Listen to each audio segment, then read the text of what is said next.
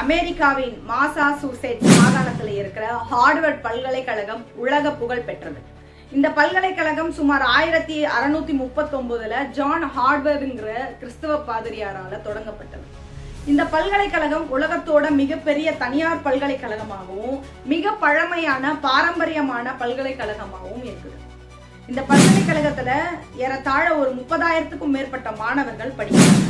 அந்த பல்கலைக்கழகத்துல இந்தியா, சீனா, கனடா போன்ற 140க்கும் மேற்பட்ட நாடுகளை சேர்ந்த 7,000 மாணவர்கள் அங்க படிக்கிறாங்க.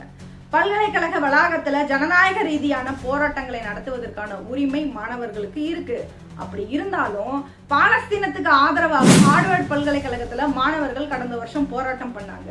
அதனாலதான் இன்னைக்கு அந்த மாணவர்களுக்கு மிகப்பெரிய சிக்கல் ஏற்பட்டிருக்கு.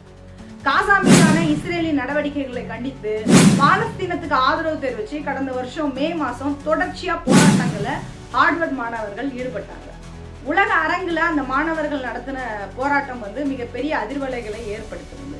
அந்த போராட்டத்துக்கு அப்பவே எதிர்ப்பு தெரிவிச்சார் டொனால்ட் ட்ரம்ப்.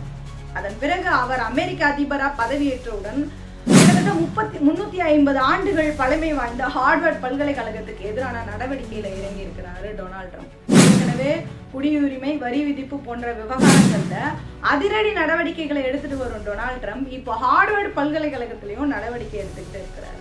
அது என்னன்னா, மாணவர்களின் போராட்டங்களுக்கு அனுமதி வழங்கக்கூடாதுங்கிற உத்தரவை ட்ரம்ப் பல்கலைக்கழகத்து நிர்வாகத்துக்கு கொடுத்திருக்கிறார். ஆனா அந்த உத்தரவை பல்கலைக்கழகம் ஏத்துக்கல. பல்கலைக்கழகத்துக்கான நிதியை நிறுத்தி இருக்கிறார். அவங்க ஏத்துக்கலன்னா அவங்களோட நிதியை நிறுத்தி இருக்காரு. அதோட ஹார்வர்ட்ல வெளிநாட்டு மாணவர்களை சேருவதற்கான அமெரிக்க அரசு தடை விதித்திருக்கு. அமெரிக்க அரசின் இந்த அதிரடியான நடவடிக்கையால ஹார்வர்ட் பல்கலைக்கழகத்துல புதுசா வெளிநாட்டு மாணவர்கள் சேர முடியாத நிலை இன்னைக்கு உருவாகி இருக்கு. ஏற்கனவே அங்க படிச்சுக்கிட்டு இருக்கக்கூடிய வெளிநாட்டு மாணவர்கள் வேற கல்லூரிக்கு மாறணும். அப்படி மாறலன்னா அந்த மாணவர்கள் அவங்களோட விசா அனுமதியை இழக்க நேரிடும் அப்படின்னு ட்ரம்ப் நிர்வாகம் எச்சரித்திருக்கு. அதனால வெளிநாட்டு மாணவர்களின் எதிர்காலம் கேள்விக்குறியாகி இருக்கின்றது. இந்த சூழ்நிலையில தான் அமெரிக்க அரசின் இந்த நடவடிக்கையை நாட்டின் சட்டத்தை அப்பட்டமா மீறும் செயல்னு சொல்லி ஹார்வர்ட் பல்கலைக்கழகம் வழக்கு தொடர்ந்து இருக்கிறாங்க. அமெரிக்க அரசின் நடவடிக்கைக்கு இடைக்கால தடை விதித்திருக்கு அமெரிக்க நீதிமன்றம். ஒருவேளை நீதிமன்றத்தின் இடைக்கால தடையை அமெரிக்க அரசு உடைச்சிட்டா ஹார்வர்ட்ல இப்ப படிக்கிற வெளிநாட்டு மாணவர்கள் வேற கல்லூரிகள்ல சேரணும். அப்படி இல்லைன்னா அமெரிக்காவை விட்டு வெளியேற வேண்டி இருக்கும். இப்படியான சூழல்ல ஹார்வர்ட் பல்கலைக்கழகத்துல படிச்சுட்டு வரும் சீன மாணவர்களை அவங்க நாட்டு பல்கலைக்கழகங்களுக்கு கூட்டிகிட்டு போவதா சீனா முடிவெடுத்திருக்கு. ஹார்வர்ட் பல்கலைக்கழகத்துல போன வருஷம் சேர்ந்த 6,700 வெளிநாட்டு மாணவர்கள்ல கிட்டத்தட்ட 1,200 பேர் சீனாவை சேர்ந்தவங்களா இருக்கிறாங்க.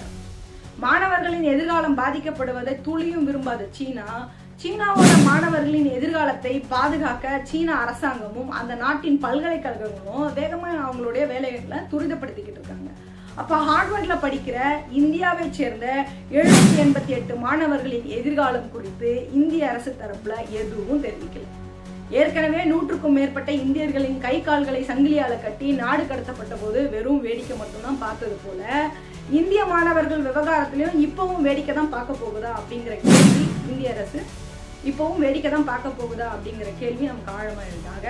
மத்திய அரசின் வெளியுறவு கொள்கை பலகீனமாக இருப்பதற்கு இந்த நிகழ்வே ஒரு மிகப்பெரிய சான்றா இருக்கு. உடனடியா இந்த விஷயத்துக்கு முடிவுக்கு கொண்டு வருவதுதான் இந்திய மாணவர்களுக்கு ஒரு பாதுகாப்பா அமையும். மாணவர்களின் எதிர்காலத்திற்காக இந்திய அரசு நடவடிக்கை எடுக்குமா அல்லது வேடிக்கை பார்க்குமா அப்படிங்கிறத பொறுத்திருந்து பார்ப்போம்.